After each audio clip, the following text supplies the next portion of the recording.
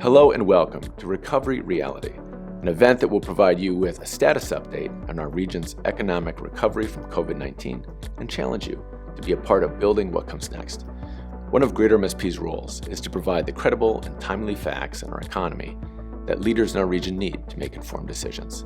Today's event is part of that work.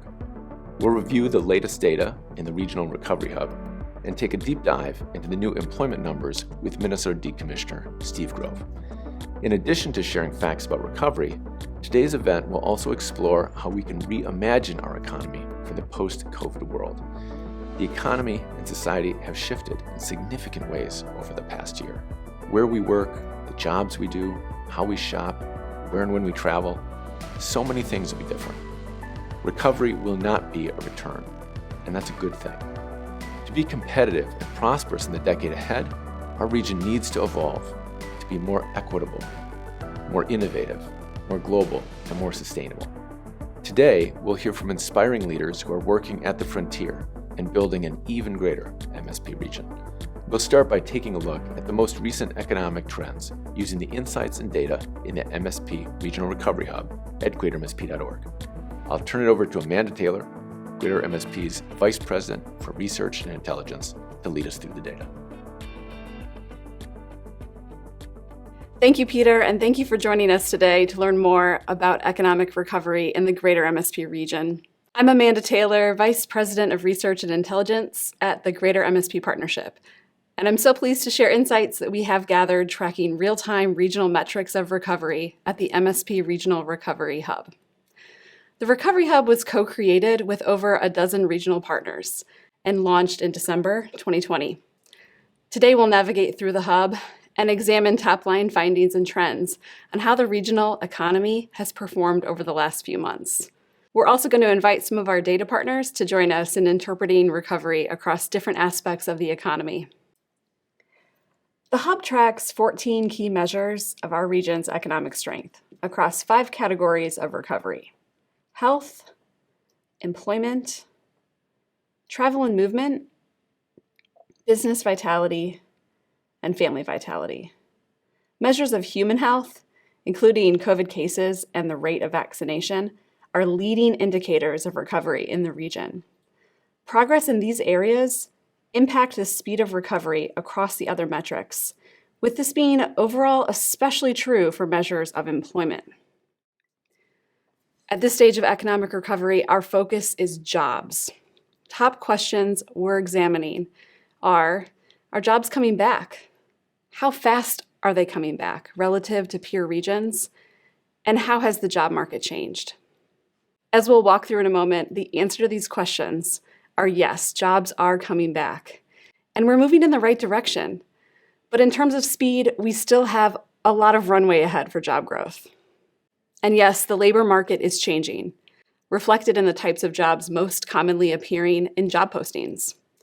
The types of jobs lost throughout 2020 are not the jobs in demand in 2021.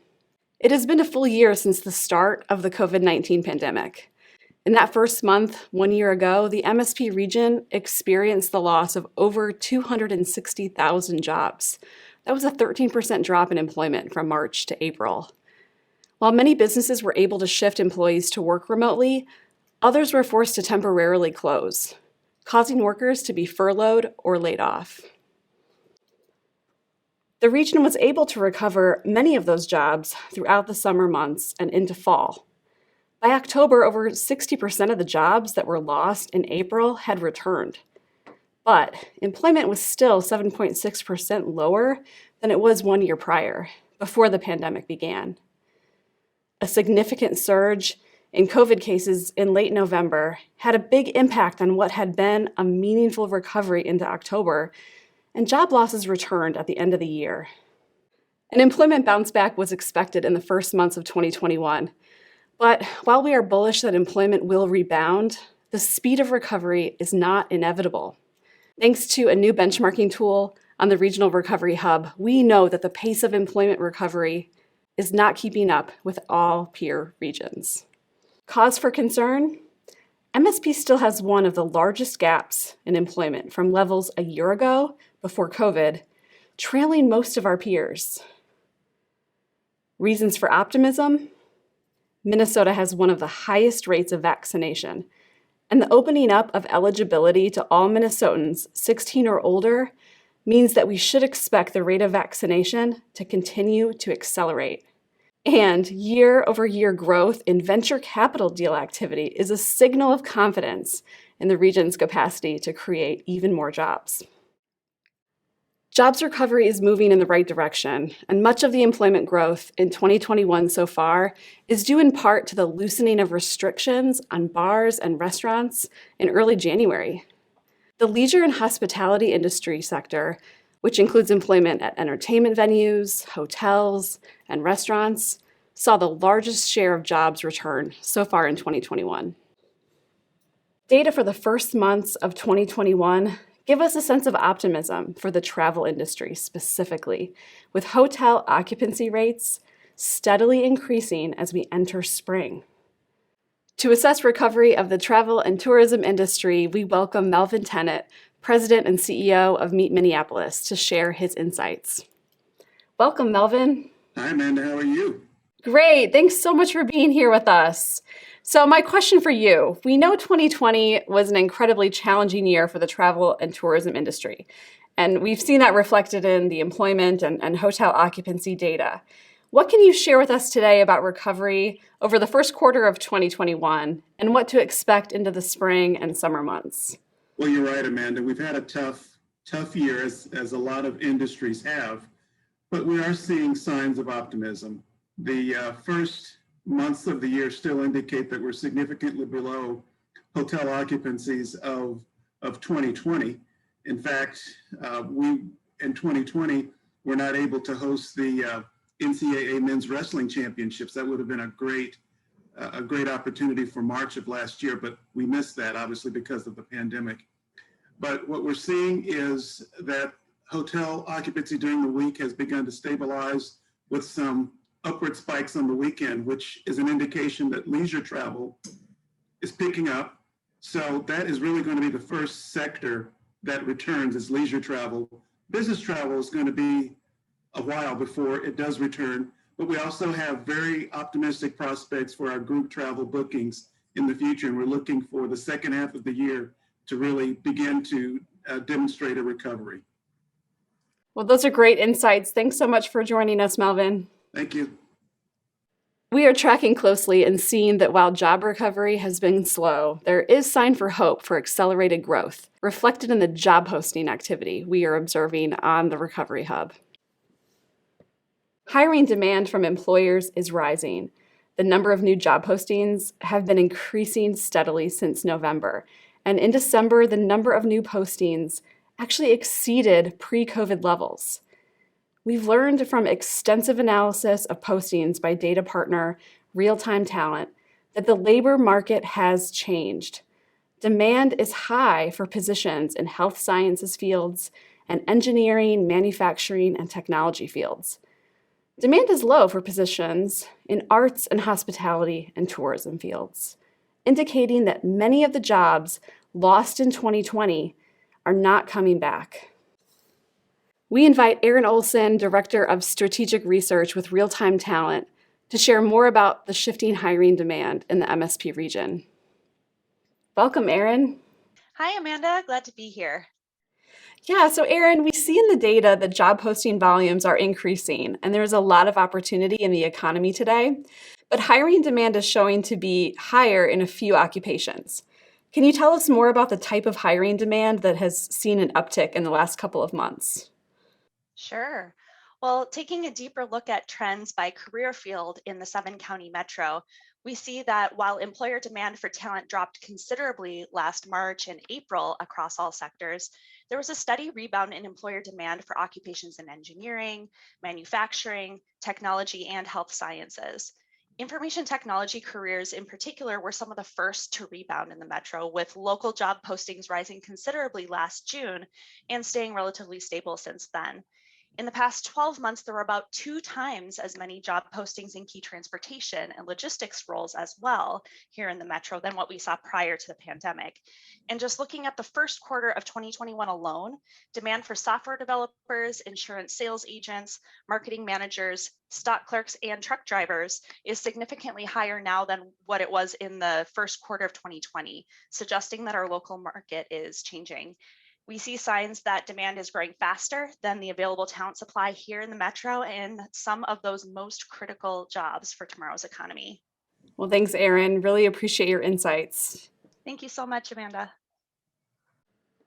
The inclusiveness of recovery has been a challenge to track on the Regional Recovery Hub due to the limited availability of real-time data. But we know from analysis from partners like DEED, the Minneapolis Fed, McKinsey, and others, that the deepest impacts of the pandemic are being felt by women, low-wage workers, Black and Hispanic workers, and workers without a college degree. Data from DEED shows that unemployment rates are still discouragingly higher for Minnesotans from BIPOC communities than white Minnesotans. A larger share of workers of color are employed in the industries most impacted by COVID, and in those jobs for which we do not anticipate the recovery will be as robust. To quicken the pace of recovery and ensure that all workers have opportunities to return to work, we must do things differently. I'll send it back to Peter now to help us further unpack the data and insights we're tracking through the Regional Recovery Hub. Thanks, Amanda, Erin, and Melvin for that insight. The MSP Recovery Hub is a one-stop shop for the latest data and analysis on recovery. Thanks to all the partner organizations who are collaborating to make this resource available to all of you. We encourage you to go to greatermsp.org to use the hub, and we hope you'll share it with others who may find it valuable. Up next, we talk to Steve Grove, the Commissioner of the Minnesota Department of Employment and Economic Development. Commissioner Grove will help us unpack the most recent employment data and talk about what he sees for the next Minnesota economy. And it's my pleasure to introduce you to Greater MSP's new Vice President of Marketing and Communications, Portia Robertson-Migas. Portia is an accomplished national journalist and change leader.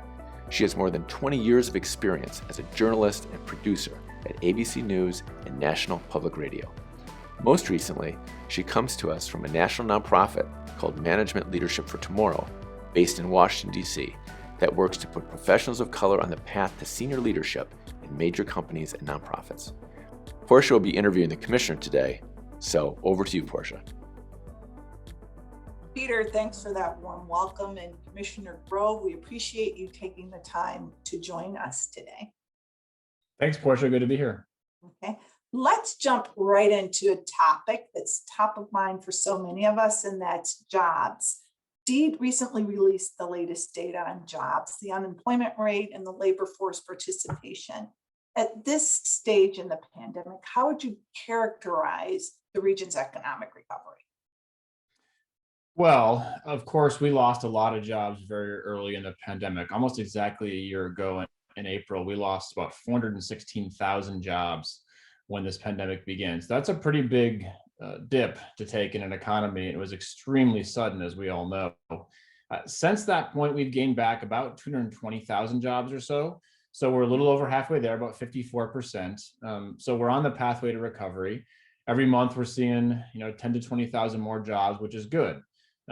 It'll take, though, at that pace, still a year plus, I think, to recover to the level for which we lost those jobs. And of course, all the jobs coming back are not going to be the same as the ones that we lost. The economy has changed drastically in the last year, and many of the trends we were seeing in our economy before the pandemic hit only accelerated when COVID-19 came to visit us. So we are tracking very closely the kinds of jobs that we want to bring back. We want to make them longer term. We want to make them rooted in some of the highest growth industries that we think are going to propel this region to even greater success. And that's where the work of our agency is, to partner with the business community to do that, to incentivize companies to build and grow and start here, and make sure the jobs that we do get back in this recovery are great ones for Minnesota.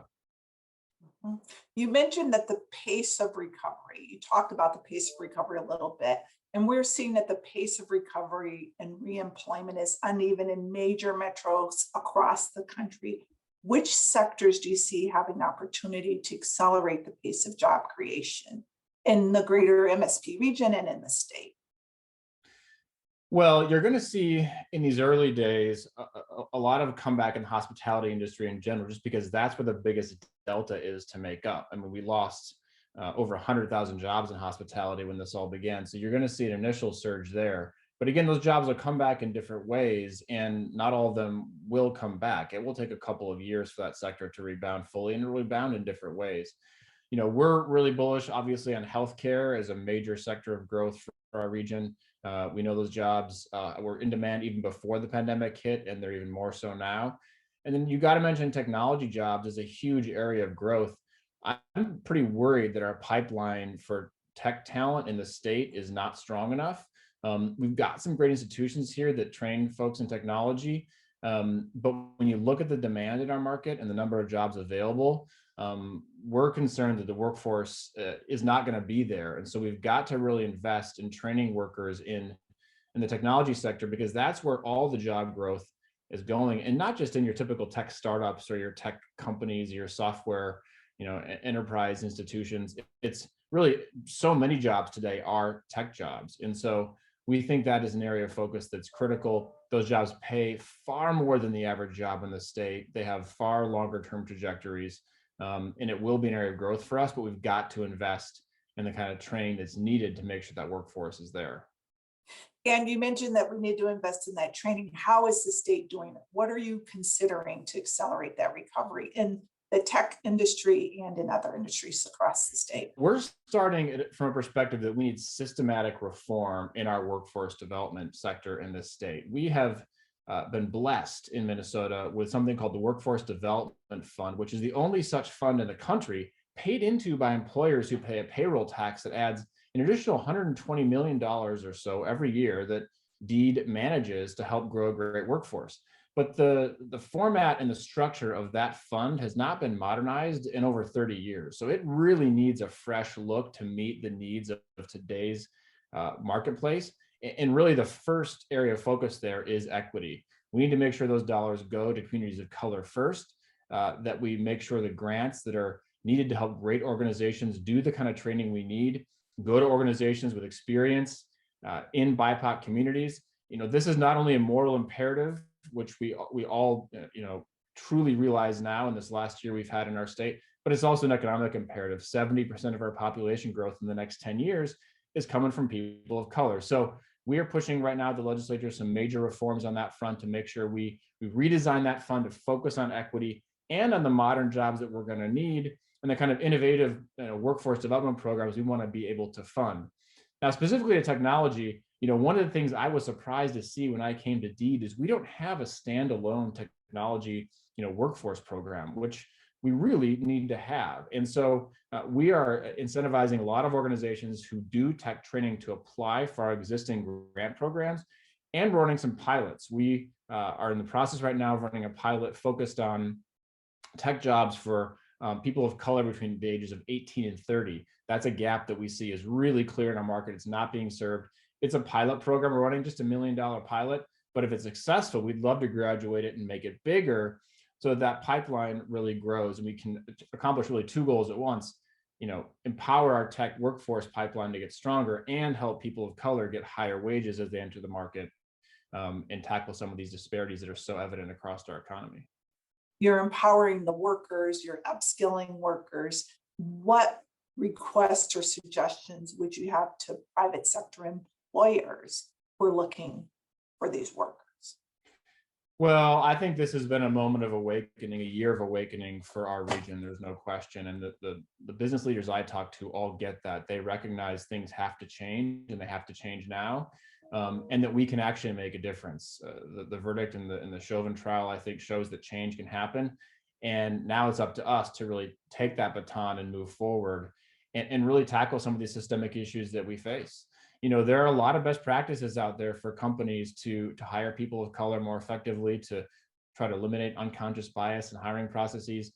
We have spun up an office of New Americans at DEED that focuses on helping businesses hire refugees and immigrants, because a lot of times a business may want to hire people of color or people who are new to our state from even other countries, but they don't quite know how. They don't have the inroads to those communities. They can't speak the language literally and figuratively. So we, as a state agency, want to try to provide some of that connective opportunity to help businesses tap into some of those pools of labor, which are so important, not only from an equity standpoint, but we are right back to these same workforce shortage conversations we were having before the pandemic hit. I talk to business leaders every day who are struggling to hire.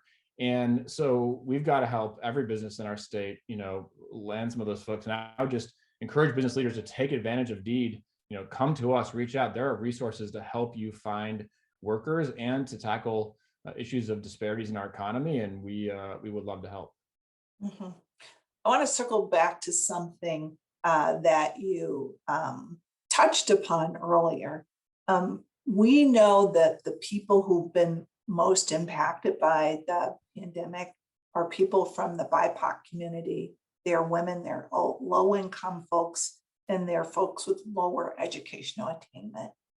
What do we need to do differently in order to get different results? What questions should we be asking? What issues do we need to be addressing to ensure our economic recovery is inclusive? This is the $1 million question, and it's such an important one.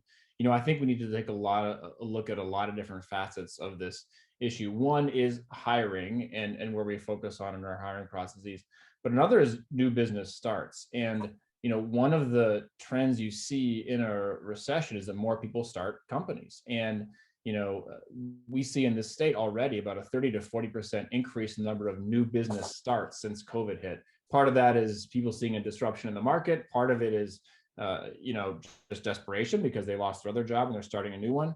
But for people of color, getting capital to start those businesses can be really hard. Going to a traditional bank doesn't always yield the same results that people that have more traditional backgrounds or credit scores or credit histories might have. So one of our big areas of focus is providing technical assistance and frankly dollars to community development of financial institutions and others who can give unique loans and grants that are a little bit different from what a bank might give, and take a little bit of a risk on a newer entrepreneur. Sometimes that's someone who's never started a business before, with specific focus on communities of color and culturally focused efforts of outreach. So I think that's a big part of it.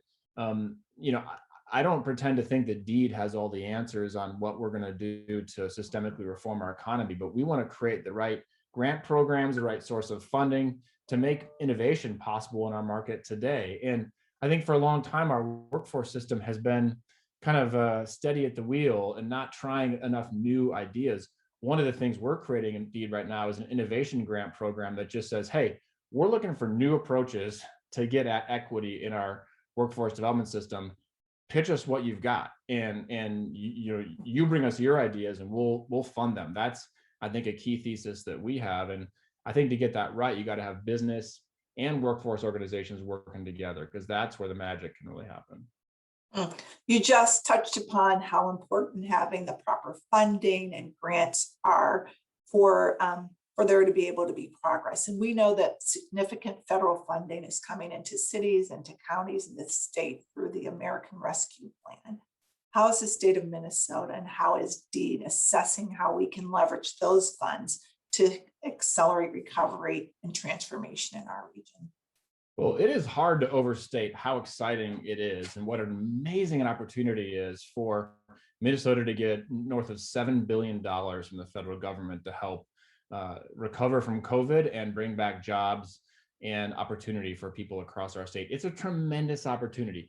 Now, a lot of that money will go to counties directly, which is great. Local solutions for local problems is fantastic. And then about $2.6 billion of that will go to the state. Of course, we'll talk with the legislature on what the possibilities are there. But I would say our core thesis is you've got to focus on the people that have been hardest hit by this pandemic. And you got to focus on using those dollars in ways that spur long-term investment. Yes, we are still in a recovery, and yes, we still need to put some rescue dollars into the hands of businesses who've been affected by COVID-19. But this is a once-in-a-generation opportunity to invest a lot of money into markets to help provide the kind of capital that that people of color starting businesses might need, to provide the kind of reskilling training that might be needed for people to think about shifting jobs, because of course, that's a major trend we see right now with the people who, been in hospitality, but those jobs aren't coming back at the same pace. They might need to consider healthcare or other industries.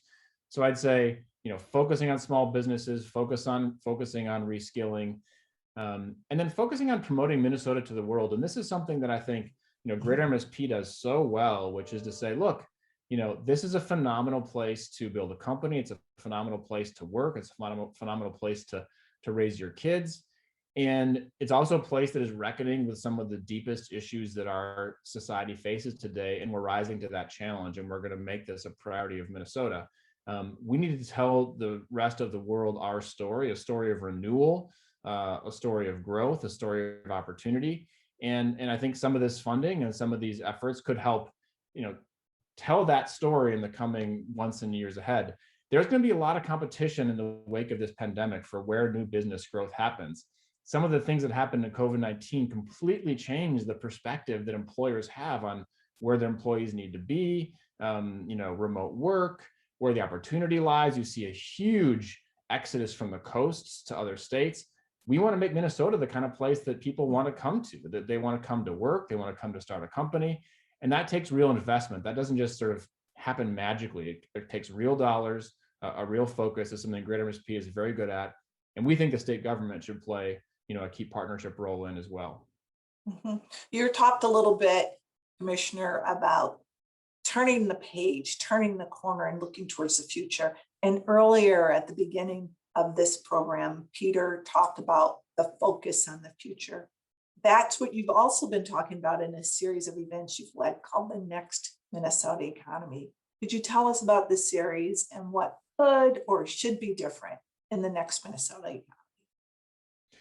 Yeah, well, we've really learned a lot from this series of roundtables we've been holding with business and labor and community leaders across the state on a whole host of issues, trying to learn more about what this next chapter of our economy can look like. And we are doing this because we know it's going to be a very different chapter from the ones we've had before us. Not only has the pandemic drastically changed our economic outlook, but of course, the killing of George Floyd and the civil unrest that followed really awoke our state to some fundamental issues that we need to tackle with a lot more vigor than we have in the past, until we can truly be a state that we can pride ourselves in our equity outcomes. So we think the next chapter of Minnesota economy has to start with equity first and foremost. That has to be the main focus. We want to be having a conversation 10 years from now where we say, look, back in 2020, we had this inflection point, the whole state rallied, the community gathered, and we changed things. And 10 years later, we have made substantive progress in our economy for people of color. So I think the next chapter has to start with equity. I think the next chapter of our economy really has to focus on startups and new business growth. We are a state where we have the highest business survivability of any state in the country for small businesses, which is great, but we're near the end of the line when it comes to new business starts. We're 47th in the country when it comes to new entrepreneurs. That's not the kind of formula for success if you want to be the fertile ground for which the next Fortune 500s grow. So we have really got to focus on our startup community. Programs like Launch Minnesota do that. Forge North, which Greater MSP runs, is a phenomenal partner in that endeavor. We have to shine a light on this as an innovation ecosystem, one where both new companies can grow and established companies can professionalize. And then I'd say, reskilling our workforce for the future is a major component of that next chapter. Already, jobs were shifting rapidly beneath our feet, and the pandemic just sped that up. So we've got to provide the kind of training and transition opportunities for folks to consider new industries, for that not to be as scary, but actually feel like an opportunity, and for that journey of a career path to be one in which you feel like you're not alone. And the kind of reskilling efforts that we need, whether that's in our Min-State system or here at DEED, provide a whole host of opportunities to really invigorate people with a sense of possibility versus a feeling that, the robots are coming to take our jobs, because that's never fully been the case. But I think that fear is out there, and we think we can combat it with the right kind of programming and the right kind of opportunity for Minnesota. And so there's a whole host of things that will animate the next chapter of our economy, but those are some of the things that we spend most of our days thinking about. Commissioner Grove, you've provided some thoughtful and important insights for us today. Thank you for taking the time to be with us. Thanks, Portia. Peter, back to you. Thank you, Portia, and thank you, Commissioner Grove. We need to be talking about what's next because economic recovery isn't about going back. We need to think differently and work differently to ensure our region continues to thrive and grow. These have been hard times for our region, but our loss and adversity can produce lasting change. The urgency so many of us feel is leading to bold action. That's why earlier this year, we talked to leaders from our community who are pushing the boundaries and helping to transform our region. They are reimagining economic development, workplace inclusion, what it means to collaborate, and in some cases, they're reimagining themselves. Our friend and partner, Dr. Abdul Omari, plays host in this next section. My people, I'm Abdul Omari, the host of these videos that are exploring transformation happening in the greater MSP region. We're going to be exploring advancing equity in our region. And if you know anything about my work, you know that I play in this space.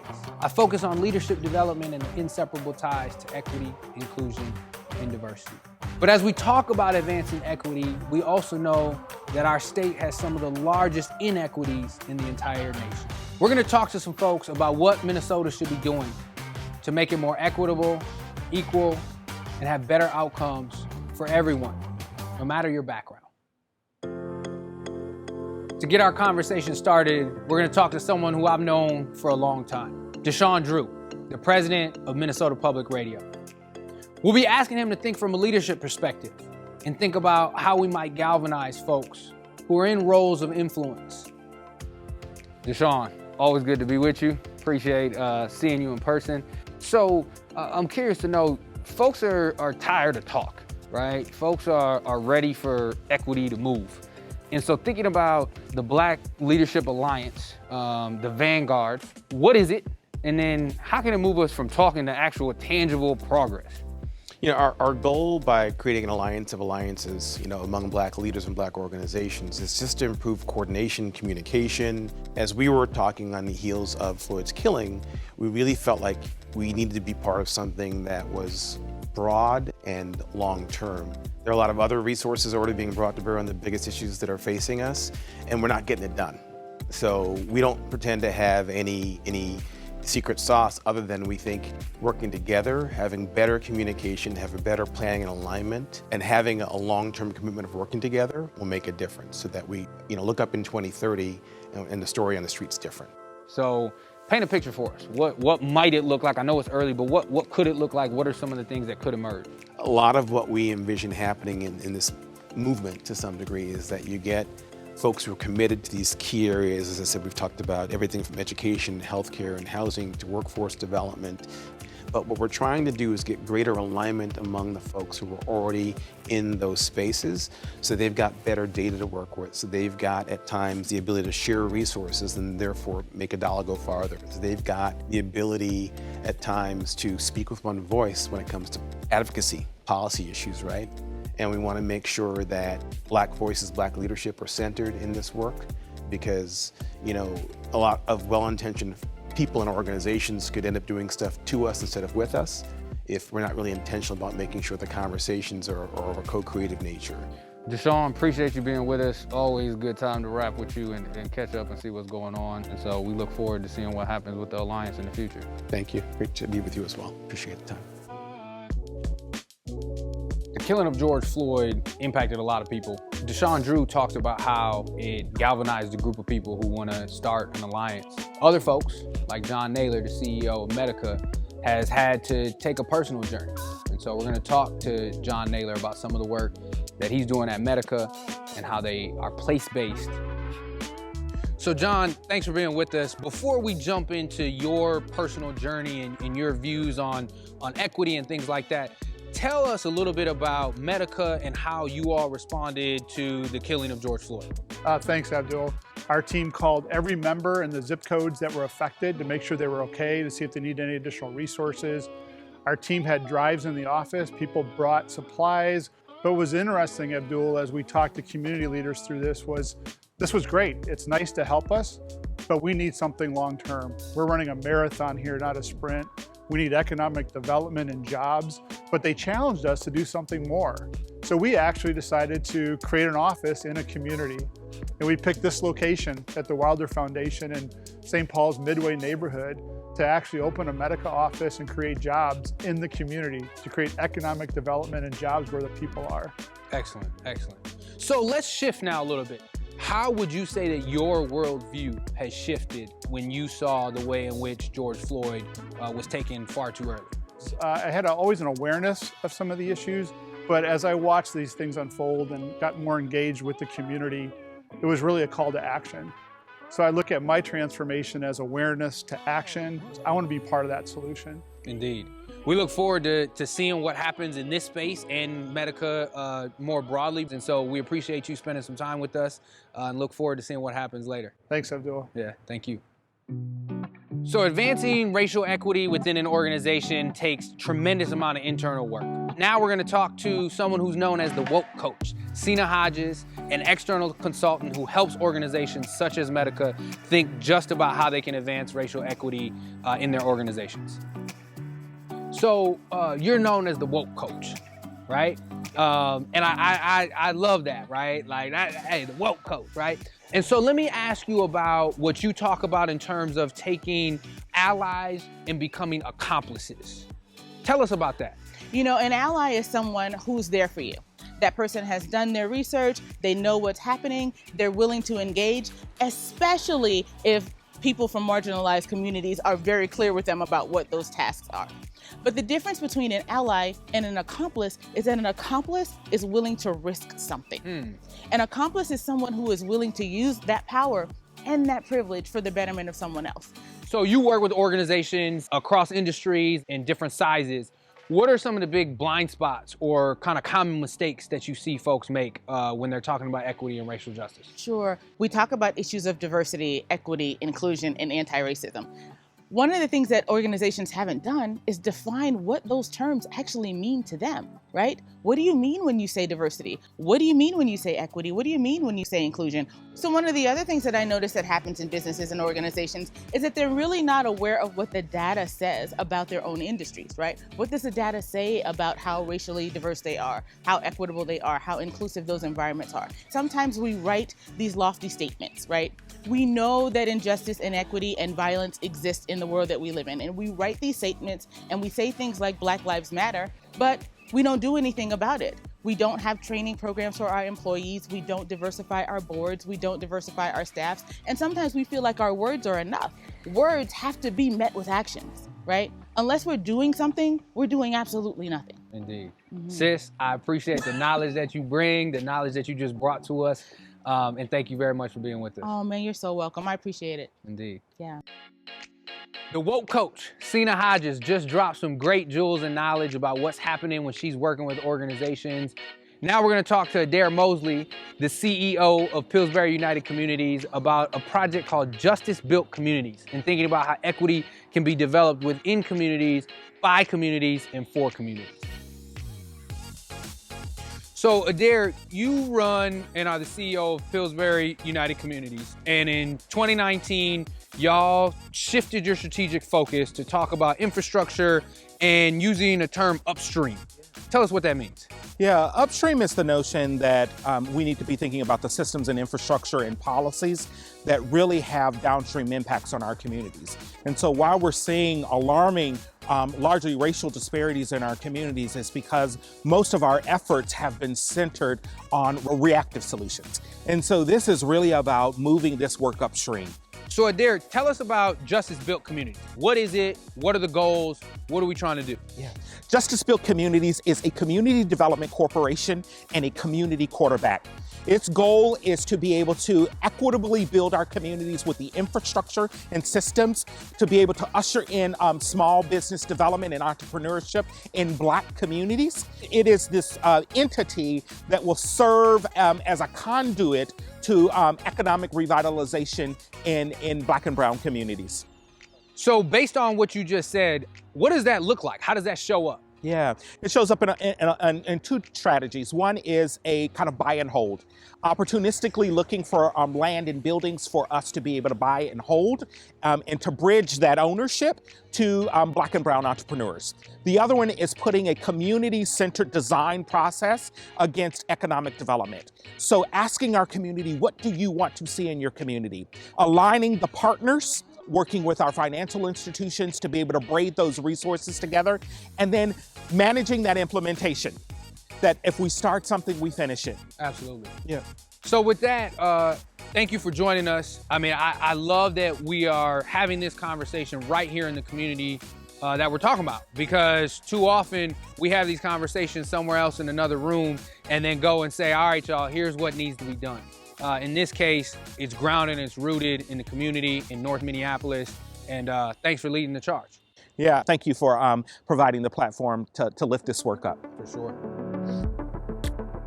There's nothing like being on the job and being able to talk with one of your friends. So I just had a great time talking with Adair Mosley from Pillsbury.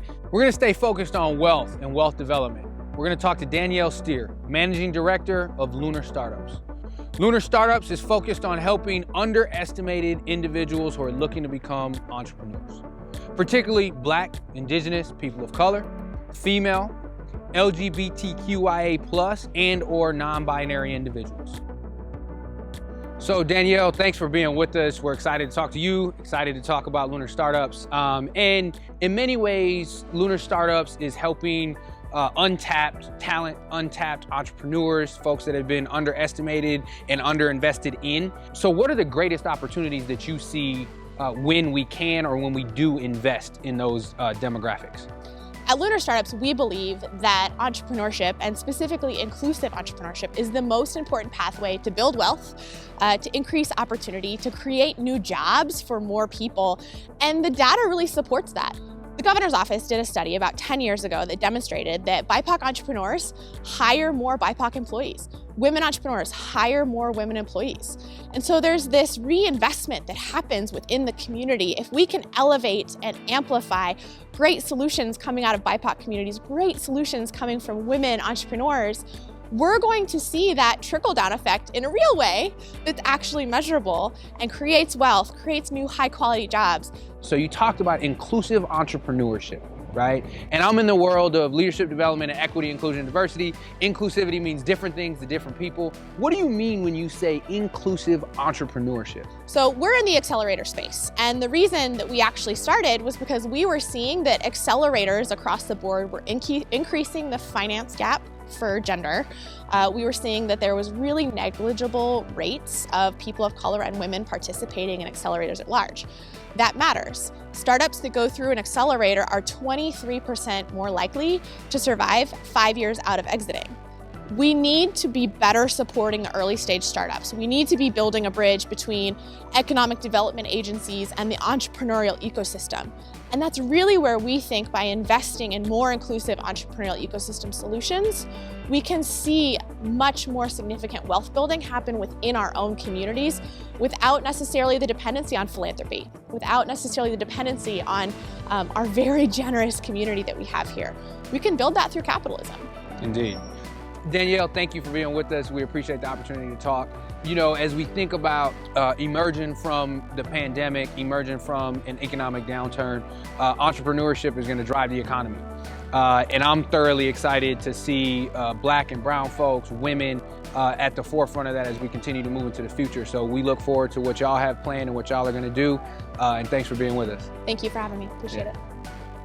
We're about to shift now and talk to Audra Robinson, who created the brand Rocky Robinson through the accelerator with Lunar Startups, and see what that brand is doing to elevate and highlight the wonderfulness and the beauty of Black women and girls. So Audra, to begin the conversation, I think about my nieces, my beautiful Black nieces. I think about my sisters, and I'm curious for you to tell us, why is it important to see Black women, Black girls in the brands that they're using and the brands that they see? I don't want to sound cliche, but representation really does matter. When you see yourself there, you feel valued, you feel seen, you feel heard, and you feel understood. yes, it may sound cliche, but that representation is real. I really appreciate that you're talking about that. What is the best opportunity or some of the best tangible things that we can do to invest in entrepreneurs, whether they're BIPOC, they're women, traditionally underestimated or underinvested in? I think the best, based on my experience being on this side of entrepreneurship, after coming out of corporate America for over 15 years, is resources. You need to have resources. It needs to be intentional. There needs to be accountability attached to it. And frankly, when it comes to communities of color, there needs to be a concerted effort in outreach. We need to show people where the resources are and show them where the money resides. It really is the way to close the economic gap here in America. So let's think into the future now. So let's imagine a time where the Minneapolis-Saint Paul region is beginning more and more to unlock and unleash the talent of Black entrepreneurs, of Indigenous entrepreneurs, people of color. Tell us what that would look like in your mind. I mean, that sounds beautiful and it sounds amazing. And the reality is it's just going to take people to make that happen. So to me, it's about collaboration and closing those gaps that we all have to admit are there, from housing to education to job opportunities. When we all sit at the table together to find those solutions, I think it could be a beautiful thing. Indeed. And I think Minnesota is very capable of that. I'll end where I started, from an uncle, from a brother, Black and brown nieces, Black and brown sisters. I say thank you. I appreciate you for what you're doing. That means a lot. And how you're changing the dynamic of the way that folks view themselves and see themselves. Thank you. That makes me feel proud, so thank you. If you're feeling like there might be a lot of work to do around advancing racial equity, you're right. I encourage you to learn from others. I encourage you to be active listeners. I encourage you to have uncomfortable conversations. So once again, I say thank you for traveling on this journey with us, because when you make an investment in equity, you make an investment in my nieces and nephews. And that's the most important thing for me along this journey. Be equitable and take care. Abdul mentioned we have a lot of work to do. And with another police killing in our region, the need to work together to advance racial equity becomes even more critical and urgent. Thanks to Abdul and to all the leaders who are creating the next MSP. That segment is from a multi-part digital series called MSP Transforming that explores sweeping changes in race and equity, jobs and opportunity, places in our region, and the relationship between work and the rest of our lives outside the workplace. If you like what you saw today, it's available at msptransforming.com to view again and to share. You'll find this video and amazing discussions with dozens of other inspiring leaders. We'll be back later this year with another installment of Recovery Reality. Until then, be sure to visit the MSP Regional Recovery Hub at greatermsp.org to see the latest data analysis added each week. Thank you for joining us, and we'll see you next time.